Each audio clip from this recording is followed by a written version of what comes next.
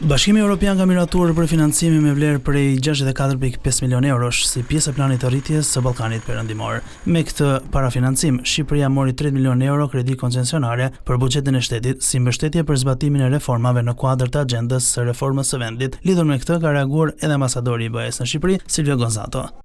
Miratimi për fondet e planit të ri të rritjes për Shqipërinë nga BE për kryeministrin Edi Rama është një shenjë e mirë në ecurinë e negociatave.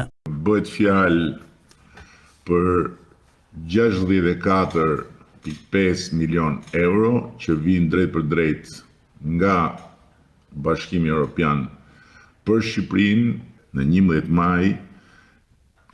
Vota ka një peshë specifike të rëndësishme gjeopolitike eksaktësisht për të garantuar paqen dhe sigurinë e popullit tonë dhe e vendit tonë duke hyrë në Bashkimin Evropian.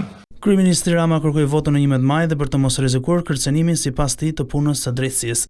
Të gjithë ata që si njerëz të degraduar dhe dëshpëruar rrinë edhe përsërisin çdo ditë burgu, u sheka radhën, u futën gjithë në burg etj.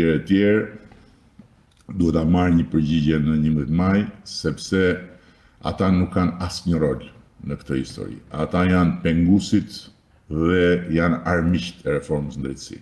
Një komenda i e bëri edhe për drejtuesin e SPAK, Altin Dumani. Altin Dumani ka të gjithë solidaritetin tim dhe solidaritetin tonë përballë sulmeve kafshërore edhe deri kundër familjes tij. Pse nuk kishte thirrur Altin Dumani atëherë ndonjë politikant i thosh hajde këtu tashti edhe më trego si është kjo punë. Po i dëgjon tani bufin ti që thot më jepni votën të shkris SPAK-un, e dëgjon bufin se çfarë thot edhe për çfarë përbetohet kur flet për Altin Dumanin? Kryeministri tha se zgjedhjet janë një moment historik për të mos humbur trenin e BE-s.